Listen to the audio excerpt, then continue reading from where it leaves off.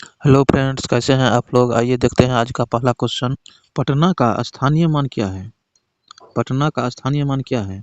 भारतीय मानक समय से आगे, भारतीय मानक समय से पीछे, वही है जो भारतीय मानक समय का है, भारतीय मानक समय से संबंधित नहीं है। तो क्या होगा इसका आंसर। पटना का स्थानीय मान क्या है।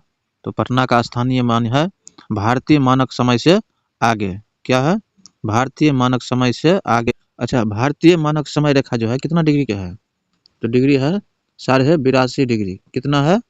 82.5 डिग्री है। अच्छा, पूछता है जो भारत भारत मानक समय रेखा जो है कहाँ से होकर गुजरता है। तो वो गुजरता है इलाहाबाद के प्रयागराज। इलाहाबाद यानी कि अब नया नाम प्रयागराज हो गया है, उसके नैनी नामक स्थान से यह मानक समय गुजरता है। अच्छा, कितने राज्यों से गुजरता है। तो 5 राज्यों से। कितना राज्यों से। 5 राज्यों से। कौन कौन राज्य। यूपी, यूपी हो गया, एमपी हो गया, छत्तीसगढ़ हो गया, उड़ीसा हो गया, उड़ीसा हो गया और अरुणाचल प्रदेश हो गया। और अरुणाचल प्रदेश 6 राज्यों से, 5 राज्यों से होकर ये भारतीय मानक समय रेखा गुजरती है। अच्छा, पूछेगा अंतर्राष्ट्रीय तिथि रेखा किसे कहते हैं। तो अंतर्राष्ट्रीय तिथि रेखा 180 डिग्री को अंतर्राष्ट्रीय तिथि रेखा कहते हैं। आइए नेक्स्ट क्वेश्चन देखते हैं। ग्रीष्म ऋतु में राजस्थान के क्षेत्र में विकसित होने वाले निम्न दाब का विस्तार निम्न में से कहाँ तक होता है। ग्रीष्म ऋतु में राजस्थान के क्षेत्र में विकसित होने वाले निम्न दाब का विस्तार निम्न में से कहाँ तक होता है। बिहार, उड़ीसा, झारखंड, उपयुक्त में से एक से अधिक।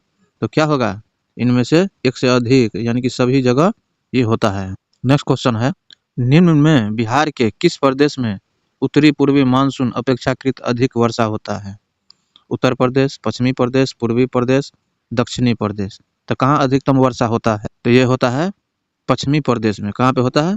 पश्चिमी प्रदेश में। यानी कि बिहार में उत्तरी पूर्वी मानसून की अपेक्षा अधिक वर्षा पश्चिमी प्रदेश में होता है। बिहार में किस जगह पे सबसे ज़्यादा वर्षा होता है। तो सबसे ज़्यादा वर्षा किशनगंज में होता है। कहाँ पे होता है।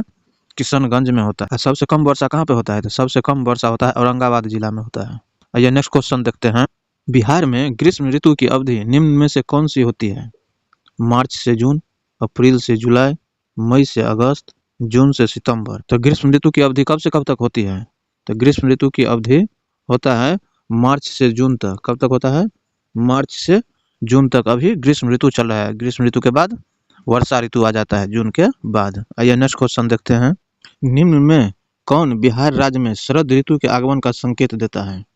अक्टूबर माह में वर्षा होना, मानसून का वापस लौटना, अक्टूबर के पश्चात ठंडी पछुआ एवं उत्तरी पवनों का बहना, बंगाल की खाड़ी से ठंडे चक्रवाती हवाओं को चलना। क्या होगा। शरद ऋतु का आगमन का संकेत है बिहार में किससे। देखिए फ्रेंड, आपने स्थल समीर और सागर समीर का नाम सुना होगा। जब हवाएं पानी यानी कि समुद्र से स्थल की ओर चलती हैं तो ग्रीष्म ऋतु आता है, और जब हवा स्थल से सागर की ओर चलता है तो शीत ऋतु आता है। तो बिहार राज्य में शरद ऋतु का आगमन का संकेत है अक्टूबर के पश्चात ठंडी एवं उत्तरी पवनों का बहना। यही शरद ऋतु का आगमन का संकेत माना जाता है बिहार में। आइए नेक्स्ट क्वेश्चन देखते हैं। दिसंबर जनवरी माह में बिहार राज्य में घने वर्षा किस कारण होता है। दिसंबर जनवरी माह में बिहार राज्य में घनघोर वर्षा किस कारण होती है। लौटती मानसून के कारण, स्थानीय विक्षोभ के कारण, भूमध्य सागरीय चक्रवाती तूफान के कारण, अरब सागरीय विक्षोभ के कारण। तो क्या होगा इसका आंसर। भूमध्य सागरीय चक्रवाती तूफान के कारण दिसंबर जनवरी माह में वर्षा होता है। नेक्स्ट क्वेश्चन देखते हैं। बिहार के जलवायु को क्या कहते हैं। भूमध्य रेखीय जलवायु, संशोधित महाद्वीपीय जलवायु, उपयुक्त में से दोनों, इनमें से कोई नहीं। तो बिहार के जलवायु को कहा जाता है संशोधित महाद्वीपीय जलवायु। क्या कहा जाता है। संशोधित महाद्वीपीय जलवायु कहा जाता है। अच्छा फ्रेंड्स, बिहार जो है समुद्र तल से कितना मीटर ऊंचा है। तो बिहार जो है समुद्र तल से 53 मीटर ऊंचा है। कितना है। 53 मीटर। आप फीट में पूछेगा तो फीट में 173 फीट है। 173 फीट है। आइए नेक्स्ट क्वेश्चन देखते हैं। बिहार राज्य में कितने ग्रीष्मकालीन वर्षा प्राप्त होती है। बिहार राज्य में कितने ग्रीष्मकालीन वर्षा प्राप्त होती है। 50 मिमी, 200 मिमी, 50 से 200 मिमी, 300 मिमी। तो 50 से 200 सेंटीमीटर बिहार में ग्रीष्मकालीन वर्षा होती है। आइए नेक्स्ट क्वेश्चन देखते हैं।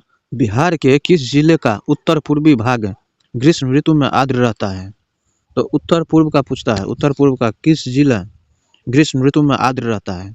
तो गया, दरभंगा, जहानाबाद, पूर्णिया। तो ये होगा पूर्णिया। उत्तर पूर्व पूछता है तो उत्तर पूर्व में इसमें से वैसे ही ऑप्शन छट जाता है, पूर्णिया होगा। नेक्स्ट क्वेश्चन देखते हैं। ग्रीष्मकालीन वर्षा निम्न फसलों के लिए महत्वपूर्ण है? आम के लिए, लीची के लिए, भदई फसल के लिए, इनमें से सभी के लिए। तो ग्रीष्मकालीन वर्षा जो होता है इनमें से सभी के लिए उपयुक्त होता है। नेक्स्ट क्वेश्चन है, निम्न में कौन सी नदी का उद्गम हिमालय क्षेत्र में होता है? सरयू को, गंडक को, कोसी को, इनमें से सभी को। तो कौन होगा इसका आंसर? तो हिमालय से उद्गम सरयू नदी का भी होता है, गंडक का भी होता है, कोसी का, इनमें से सभी आंसर होगा। कोसी को क्या कहते हैं बिहार में? तो बिहार का शोक नदी कहते हैं। क्या कहते हैं? शोक नदी कहते हैं। और सबसे ज्यादा मार्ग परिवर्तन करने वाले भी नदी कोसी नदी को कहते हैं। अच्छा फ्रेंड्स, कोसी नदी जो है हिमालय यानी कि नेपाल के किस जगह से निकलता है? तो नेपाल के गोसाईथान नामक स्थान से कोसी नदी निकलता है। और गंगा में कहाँ पे मिलते हैं? तो कुर्सेला नामक स्थान पर गंगा नदी में मिल जाती है। आइए नेक्स्ट क्वेश्चन देखते हैं। निम्न में किस नदी का उद्गम पठारी क्षेत्र में होता है? सोन नदी, कोयल नदी, फल्गु नदी, इनमें से सभी। तो सब दक्षिणी की पठार से निकलती हैं। जैसे सोन नदी जो है अमरकंटक की पहाड़ी से निकलती है, और फल्गु और कोयल झारखंड की पठार से ये सब निकलती है और गंगा में आकर के मिल जाती है। तो इसका आंसर होगा इनमें से सभी। आइए नेक्स्ट क्वेश्चन देखते हैं। बिहार में बहने वाली किस नदी का उद्गम स्थल मध्य प्रदेश राज्य में स्थित है? मध्य प्रदेश राज्य में कौन सी नदी निकलती है? सोन नदी, पुनपुन नदी, ये भी दोनों, कमला, कौन सी नदी निकलती है? तो मध्य प्रदेश के अमरकंटक नामक स्थान से सोन नदी निकलती है। कौन नदी निकलती है? अमरकंटक की पहाड़ी से सोन नदी निकलती है। अच्छा फ्रेंड्स, सोन नदी का लंबाई कितना है?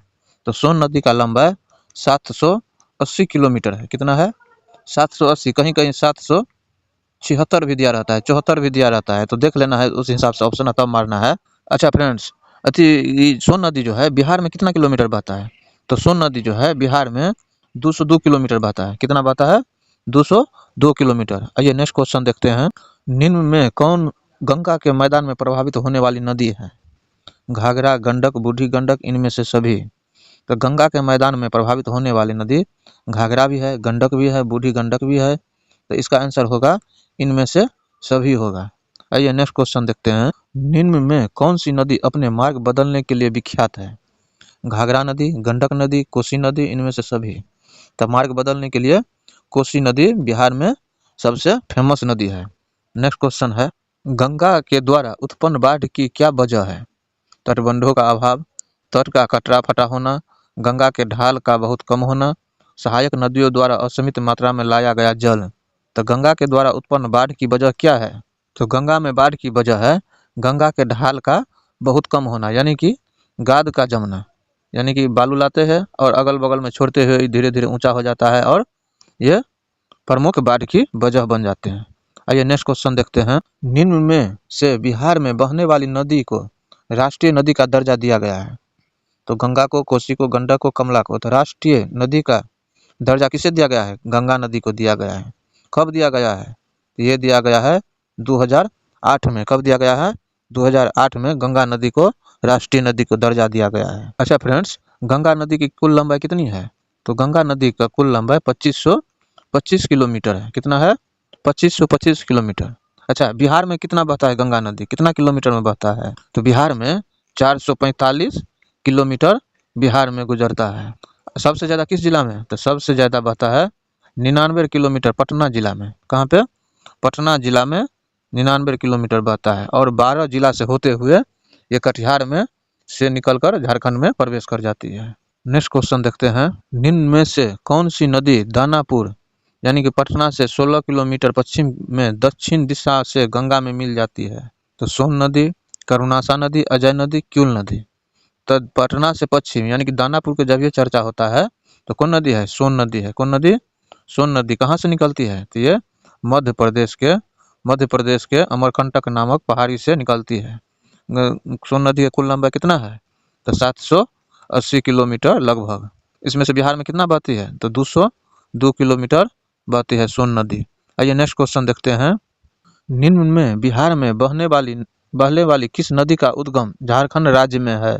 तो सकरी का, क्यूल का, ये भी दोनों, महानंदा। तो कौन नदी बिहार में बहने वाली का उद्गम स्थल झारखंड राज्य में है? तो कौन नदी का है? तो ये है सकरी नदी का भी और क्यूल नदी का। झारखंड में कहाँ पे? तो छोटा नागपुर पठार से निकलती है। नेक्स्ट क्वेश्चन है, निम्न में कौन सा नगर गंगा नदी के किनारे स्थित है? तो गंगा नदी के किनारे कौन सा है? पटना है, बक्सर है, मुंगेर है। तो गंगा नदी के किनारे पटना भी है, बक्सर भी है, मुंगेर भी है। तो इसका आंसर होगा इनमें से एक से अधिक। अच्छा फ्रेंड्स, बागमती नदी पर कौन सा शहर बसा है?